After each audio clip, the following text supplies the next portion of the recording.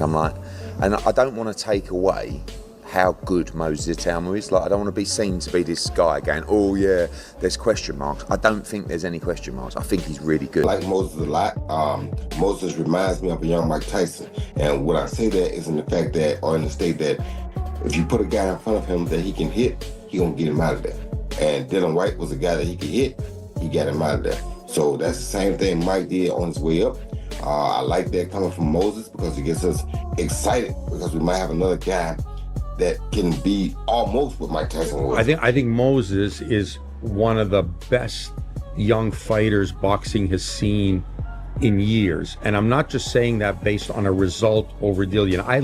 I hope you understand that when I look at a fighter, I'm looking at things that others don't see. I'm not looking at the hype. I'm looking at what he does in the ring, how he does it, his skill set. You know, I'm looking at that because that's the important stuff. And right now, to me, he's shown probably a... Eddie Hearn's words cut straight to the heart of the matter. When the Matchroom promoter spoke about Moses Itauma, it wasn't empty hype or the usual promotional spin. He made it clear that Moses has already displayed levels Daniel Dubois never reached at the same stage of his career. Be championing Moses, he's brilliant, and you've still got to do that. And he made a good point, Moses, I think in the interview, he said, what other heavyweight did that to Dillian White? Can't really give him that argument because all these great fights that he was in was 10 years ago. Sharp, ruthless, and commanding. Itauma has proven his worth in every appearance. That's why the excitement around him isn't manufactured. It's earned.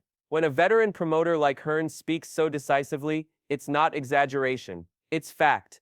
Grounded in decades of watching prospects rise and collapse under the pressure of expectation. Still, even as Hearn praised Itauma's ability, He's right for Moses. Right. You know, that kind of style, someone that's got decent feet, fast hands as well, and can whack and's got a good chin. They're the tough fights. So for me, the hype is definitely real on Moses, but I would just be taking it, you know, at a nice pace. Just step up. He added a word of caution. He stressed the importance of pacing Itauma's career carefully. That wasn't doubt. It was respect. Hearn knows the dangers of rushing young heavyweights into fights before they're ready. The path to greatness isn't built on reckless leaps, but on steady, deliberate steps. And yet, even if... on how badly he gets beat down. Because what you saw last night with Dubois was a beat down. You know, everybody's talking about Moses Itauma, and rightly so, because he's beaten everything that's been put in front of him, you know, and he's starting to get a big reputation now. So, you know, we'll just have to wait. In his warning, there was recognition of just how good Moses already is. Hearn admitted only the toughest and most dangerous opponents, fighters with speed, granite chins, and world-class skill, would be capable of sharpening Itauma into the champion he is destined to become. The hype is real, but the journey must be measured. Then came the sting. The heavyweight division, big words. They are big words, but you know, he's a very powerful puncher. He's got very fast hands. He's only just turned 19. And he's fighting men, he's still a teenager. It catches you, you're in trouble. You know, he's a good finisher, very strong, very hurtful punches. From Clinton McKenzie, who didn't sugarcoat his verdict. Dubois, he said, wasn't just beaten by Itauma, he was dismantled.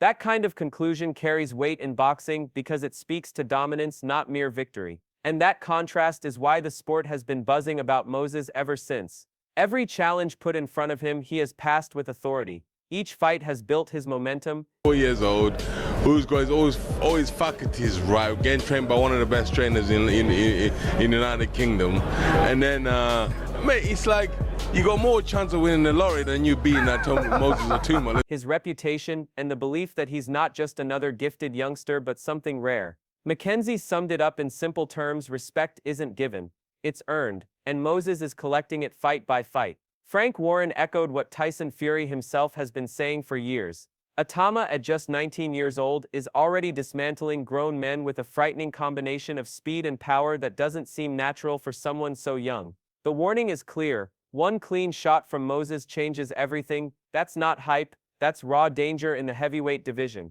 Derek Chisora, never one to mince words, weighed in with brutal honesty. He didn't even pretend there was I think he's a good kid. I've said in the past that I think he can be a champion, and I do think, just like I said with Jared Anderson, I think Jared and Moses are very, very both good fighters. However, there's a lot of temptation, there's a lot of stuff outside of boxing that makes fighters not achieve what they should have done. And it's the same old story, if I woulda, shoulda, coulda. If I didn't get involved with these people, if I didn't go out and drink, if I didn't get involved with this, that and the other, then I would have, if I woulda, shoulda, coulda. That's why I can sit here today and say I always wanted to not be a woulda, shoulda, coulda guy. I am the guy who did everything he could. And they're only starting off a career, so if they can stay on the right path and away from all the idiots, away from the women, away from the drunken nights, away from all the cranks, then I believe both of them can go on and win well. Balance in the debate. For Chisora, comparing Dubois beating Moses to winning the lottery was the fairest way to put it. Possible, yes, but highly unlikely. That comparison painted the gulf between them in no uncertain terms. To Chisora, Moses isn't just a rising prospect, he's already operating on a level Dubois can't touch. Coming from a veteran who has faced nearly every big name of his era, that honesty hits hard. And then came the endorsement that mattered most.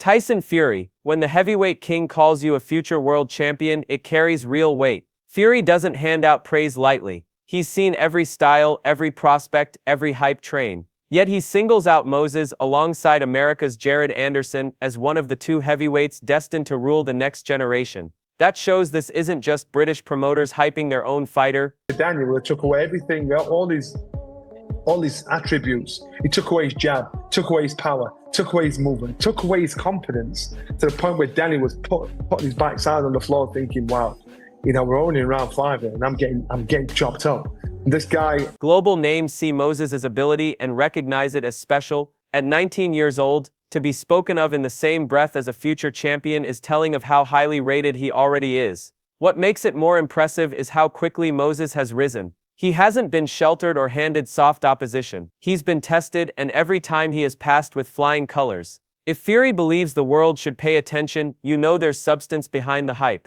Johnny Nelson also broke down Itauma's victory over Dubois in stark detail. To Nelson, it wasn't simply that Moses won, it was how he won. He systematically stripped Dubois of his weapons, he neutralized... Just did an amazing job, got the job done. But that shot right there was the beginning of everything.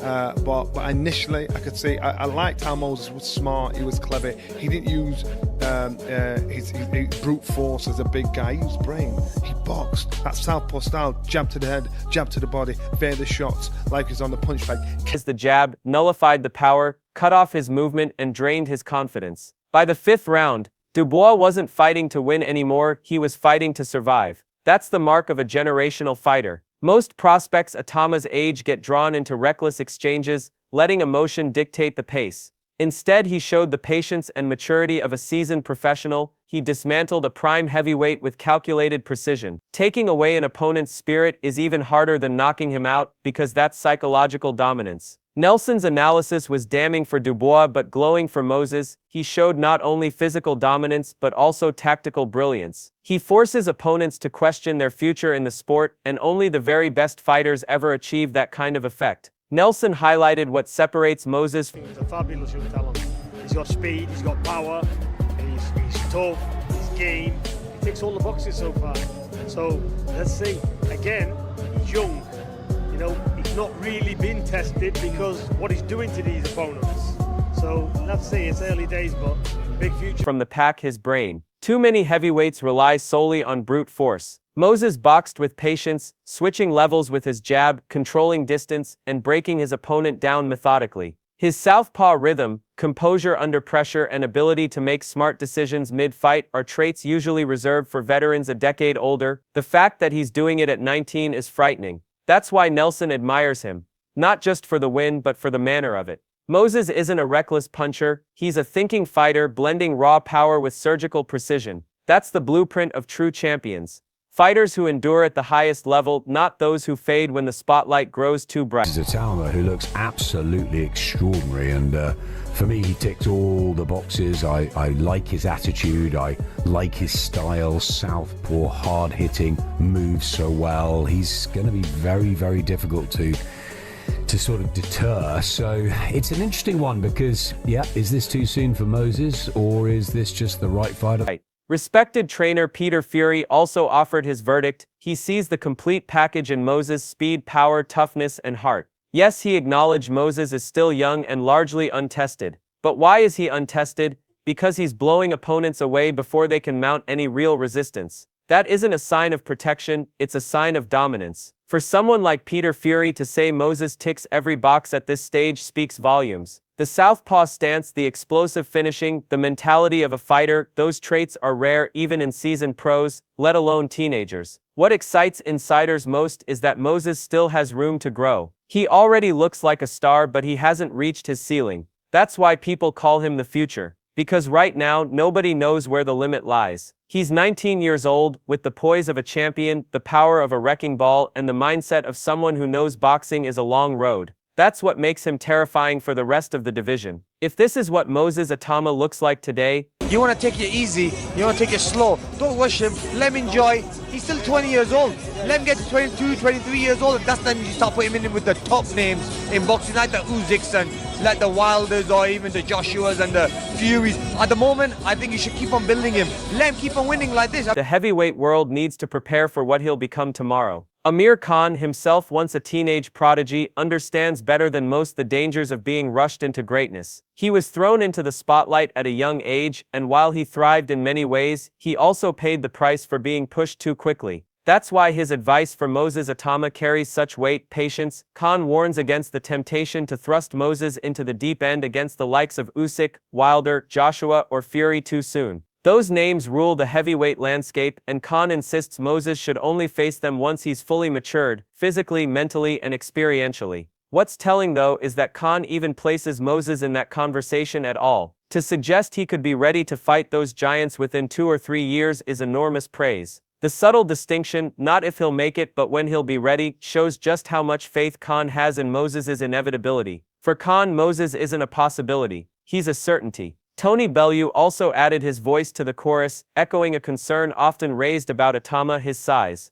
The only thing I worry about with Moses is the size, Bellew admitted, but he was quick to dismiss it with perspective. Look at what Alexander Usyk has done. He's gone out and beaten everyone, including me. He's exceptional. Bellew doesn't believe Moses will match Usyk's technical brilliance, but he has no hesitation in calling him the next in line. In Bellew's eyes, Itauma is the future of the heavyweight division. That's not casual flattery, it's a serious prediction from a man who has fought at world level. Bellew recognizes that while size may be a question mark, it's ultimately irrelevant. Usyk has already redefined what's possible in the heavyweight division, proving that skill, precision, and mentality can topple giants. Moses brings his own unique set of weapons: southpaw rhythm, explosive power, and confidence well beyond his years. Bellew respects that and believes it outweighs any supposed disadvantage in stature. The size debate, he argues, becomes background noise when the evidence is in the ring. Moses is winning, dominating, and evolving. That's why Bellew, like so many others, sees him not as a prospect, but as the next superstar of the sport. Which is why this upcoming fight carries such weight.